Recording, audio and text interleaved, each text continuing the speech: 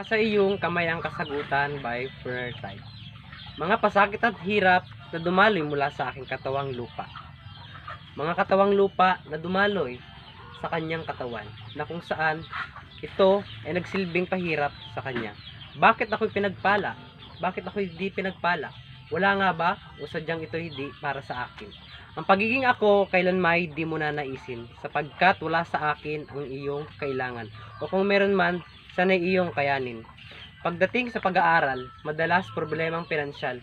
Walang pambili ng mga gawain na iniwan ng professor maging ang instructor. May mga requirements na dapat gastusan. May mga librong kailangan sa pag-aaral at pagsulat. Inay, wala akong pera. Inay, wala akong salapi. Inay, wala akong pambili ng libro. Wala akong pambili ng mga gamit ko sa pag-aaral. Hanggang kailan po ba tayo maghihirap ng ganito? Mahirap, hindi ba? Anak, patawad kung wala kaming maibigay sa iyo. Patawad kung yan lang ang kaya namin. Kung pati ikaw ay naiipit at nasasakal sa kahirapan. Anak, patawad.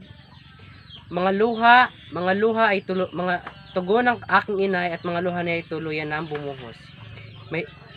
Isang mahigpit na yakap ang iginawad ko sa kanya. Naiintindihan ko at pinaramdam ko na naiintindihan ko si inay. Inay, noon pa man ay tanggap ko na. Noon pa man ay napinatawad ko na kayo at noon pa lang tanggap ko na. Inay, mahal ko kayo ni Itay. Kayo lang sapat na. Kayo lang masaya na ako. Kayo lang okay na ako. Pagdating sa uhaw at gutom ko ay aking tiniis at ang pag-aaral ko ay aking inintindi. Namuhay ako kasama ang pagsubok at balot ng tinik. Pagsubok na kalamay walang katapusan. Pagsubok na puno ng aral at leksyon. Pagsubok na walang katapusan.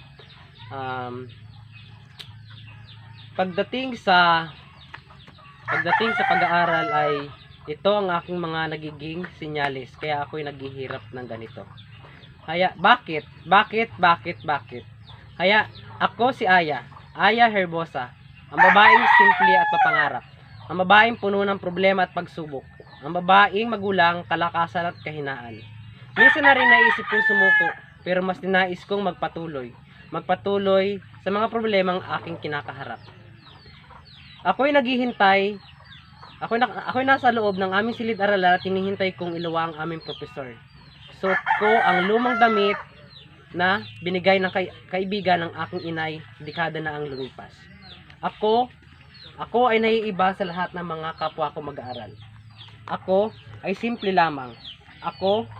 Halata pa nito ang telang nakatapal na butas at sa paningin ng panigradong walang kupas. Ang sapatos ko'y sa gilid, lantaran ang sinulid. At ang swelas ay hiram lamang mula sa tsinelas na tali nito'y gawa sa pinulot na sa karsada. Isama nyo pa ang bagkong gawa mula sa sakong sakahan. At ang lapis na pudpod na dapat ito'y ballpen. Ang luma at ang ballpen luma. Ang aking papel ay hinati ko sa 8 subject na pati sulat kamay ko'y aking tinipid. Nakatira kami sa isang maliit na kubong kawayan. Ang bubong nito'y kugon lamang. Isang dampi ng apoy ay sisiklab ito. 1 o 2 beses lang kami kumain sa isang araw. Minsan pa nga hindi kami kumakain. Basta kami ay mairaos namin ang pang-araw-araw namin sa paaralan. Wala akong magawa pero ang puso ko'y parang pinipiga at hinihiwa. Sobrang sakit, napakasakit. Iniiyakan ko na lamang ito. At ang Itay naman ay halos balot na sumusugod sa pagsasaka sa bukid at bilad sa araw. Kulay nito'y sunog o halos balat kulbot na. Si inay na nagtitinda sa palengke ng mga gulay upang may maipapatustos sa amin sa pag-aaral. Ilang minuto ang lumipas bago ako pumunta sa tamang panahon. At sa aking pagtahan, ang libro at iba pang kagamitan. Ang kanyang maamong mukha ay malaanghel. Nagsimula na ang klase. Klaseng kanina pang inaabangan. Ang klaseng nagpapasaya sa akin. Kinakabahan ako dahil pakiramdam ko'y may nangyayaring hindi maganda. Bakit? Ano ito? Maya-maya ay pumasok ang 2 estudyante at sinabi nila, ito, Miss Aya, Aya Herbosa. Ang iyong inay ay naaksidente. Maya-maya ay pumasok ang dalawang estudyante at sinabi nila ito, Miss Aya, Aya Herbosa, ang iyong inay ay naaksidente at siya'y sinugod sa San Gregorio. Parang tumigil ang mundo ko. Tumahimik ang paligid. Tumayo ako ng mabilis pa sa alas 4 at lumabas ako sa pintuan at nanginginig ang tuhod ko't namumutla at pawis na pawis. Tinakbo ko ang daan papunta sa ospital. Hindi ko na ininda ang sakit at pagkasira ng sapatos ko at hindi dapat ito mangyari kay inay. Tinakbo ko ang kalahating kilometro mula sa paaralan patungo sa ospital. Nasubsob, ngunit ito'y paniwalang bahala na. Inay ko, ako'y malapit na. Halos mahimatay ako sa daan. Pagdating ko'y dumiretso agad ako sa loob ng silid at hinanap ko ang pintuang kulay puti. Nangingilig ang palad ko at bumungad ang inay. Nakaratay at maraming aparatos ang nakasabit. May oxygen na ring nakakonekta sa kanyang katawan. Mga bendang nakatali sa kanyang kamay, sa paa, tagiliran, at sa iba pang parte ng kanyang katawan. Mga pasa at sugat sa ulo. At nasasabing hindi ito sa simpleng aksidente lamang. Nilapitan ko ito at hinawakan ang kamay. Kahit na may mga sugat. Sugat ang natamo mula sa pagkakaaksidente ng aking ina. Mga bahid ng dugo mula sa uniforme at sapatos ko'y tuluyan ng bumigay. Inay, gumising kayo. Nandito po ako, inay. Lumaban ka. Inay, huwag ka pong sumuko. Sumuko, inay. Napahugulgol na lamang ako nang walang akong nakuhang mula sa aking inay. Bakit?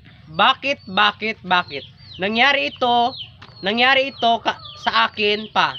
Halos mahulasan ako kaiiyak. Halos mawalan ako ng lakas. Maya-maya ay bumukas ang silid at inuluwa ang pagod na pagod sa trabaho. Ang lungkot at itsura niya. Nilapitan ko siya at niyakap ng mahigpit. Itay, si inay. Sabi ko na may tanong na maging maayos ang lahat. Anak, magtiwala tayo sa inay mo at siya'y nasa kanyang kamay, nasa kamay na ng Panginoon. At nasa kamay niya ang lahat. Nasa kamay niya ang kasagutan. Sinabi ng itay na minuto ang dumaan, ngunit wala kaming nakuhang kung saan makikita ang masabing buhay pa ang pasyente. Nataranta ang doktor at nurse sa silid. Ako na may pilit na nilipitan si inay. Inay, sigaw ko. Umiyak na naman ako ang sakit ng aking nahihirapan. Para akong pinapatay unti-unti. Si itay naman ay hindi niya alam ang gagawin. Clear, sabi ng doktor. Mga doktor at may mga ginagawa ito. Hindi ko pa masyadong makita kung ano iyon. Dahil pinalabas kami ng nurse. Mula sa labas, nakikita ko ang pagkawalang bahala ng doktor. Hanggang sa dumiretso na ng tuluyan ang linya na nasa loob ng machine. Time of death, 11:15 AM. Sigaw ko at buong pwersa kong itinulak ang pinto. Inay, tumakbo ako at niyakap ko ito. Gumising ka, matapang ka diba? Nay naman, huwag ngayon, lumaban ka po. Parang awa mo na. Inay, pilit ko siyang gisingin at inaalog. Pilit ko siyang gisingin kahit alam kong ito'y patay na. Kahit alam ko sa sarili ko na si inay ay wala na talaga. Pilit kong alisin sa isip ko na magiging okay ang lahat. Inay, bibili pa tayo ng sorbetes kay Tatang Selo. Inay ko, gumising ka. Si itay na may sakit sa puso. Akala ko yun na ang mangyayari sa buhay ko. Akala ko doon na matatapos ang sakit. Akala ko doon na lahat. Dahil hindi lamang dito nagtatapos ang aking buhay. Dahil ang aking ama ay inatake sa puso. Inatake sa puso at dinala ito sa kabilang silid. Sabi sa akin ni ma'am, ang aking guro, naririto. At tila nagising ang diwa ko, tinignan ko si inay, ang katawan niya'y walang malay. Ang bangkay nito'y bagong tuluyang lumabas. Sa silid at tinungo sa kabila, nagbabadya ang luha ko at mata ko. Binuksan ko ang pinto katapat ng silid. Time of death, 11:20 AM. Dead on the spot. Yan ang narinig ko mula sa loob. Wala na, patay na si Itay. Napaluhod na lamang ako. Ako ay halos ginapang ko na lamang ang layo sa pinto palapit kay Itay. Buhay ka pa di ba Tay? Gumising ka. Kailangan ka namin ni Nanay. Parang awa nyo na po. Ang sakit-sakit isipin na ganito ang nangyari. Halika bumangon ka na Tay. Ang daya-daya nyo Itay. Halos lumabas sa ngalangalak ko ang kaiiyak at sigaw. Ngunit bigo ako. Bigong-bigo kami. Paano kami ni Bunso? Si Bunso na kailangang palitan ng dugo at operahan sa kanyang kidney. Si Bunso na walang kamalay-malay na nangyari dito na nakaratay na kayo parehas ni Inay at Itay sa public hospital. Paano-ano ang gagawin namin? Inay, Itay, pagod na ako. Kailangan ko nang magpakatatag. Alang-alang kay Bunso. Lumipas ang ilang linggo at sobra kong nasaktan. Nagluksa at dinanas ko ang hinagpis. Nailibing ang mga bangkay ni na Inay at Itay at ang bunso ko naman ay hanggang ngayon ay nasa ospital nakaratay. Para akong nakakulong sa isang madilim na silid at pilit na hahanapin ang liwanag. At sa tulong ng aking iniidolong maestra ay unti-unti kong inayos at nagpatatag ang aking sarili.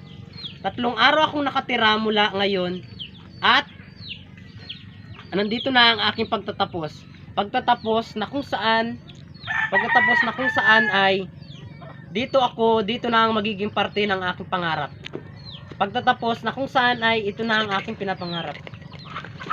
Dahil dito, ako ay masayang masaya. Ngunit ako ay nakikita ko ang mga ibang mga kapwa ko mag-aaral na malungkot. Malungkot sila sapagkat malungkot ako. Malungkot sapagkat wala na ang aking Inay at Itay. Ang aking pagtatapos ay hindi masyadong masaya sapagkat wala man lang sa akin magsasabit ng mga medalya. Panginoon na lamang ang gagabay sa akin para makaano sa hirap. Pero tanda ko pa ang mga salitang binitawan ng aking Itay bago siya lumisan. Anak, magtiwala tayo sa iyong Inay at siya'y nasa kamay ng Panginoon. Nasa kamay niya ang kasagutan. Nasa kamay niya. Tanda ko pa ang init at higpit ng yakap niya. Tanda ko pa ang lahat. Tama ang aking Itay. Nasa inyong kamay ang kasagutan. Nasa iyong lahat dahilan. Napaiyak na lamang ako ng dahilan. Tahimik, pinagmasdan ko ang saya, tawa ng buong pamilya. Habang pinapagmasdan ko ang sitwasyon na mayroon sila, patuloy pa rin akong pagbuhos ng luha. Luha ko nang nangunguna sa klase.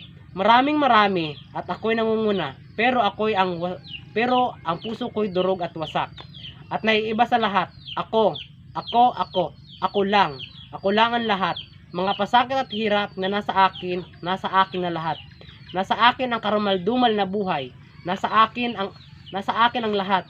Nasa iyong kamay ang kasagutan lahat. 3 taon ang nakaraan. Nasa mabuting kalagayan si Bunso. At sa loob ng 3 taon na iyon ay natuto akong bumangon at harapin ang katotohanan. At binaon ko lamang sa limot ang pagsubok na binigyan ako ng aral. Binaon ko ang limot at sakit. At tama sina Inay at Itay. Nasa iyong kamay ang kasagutan. Nasa iyong kamay. Wakas.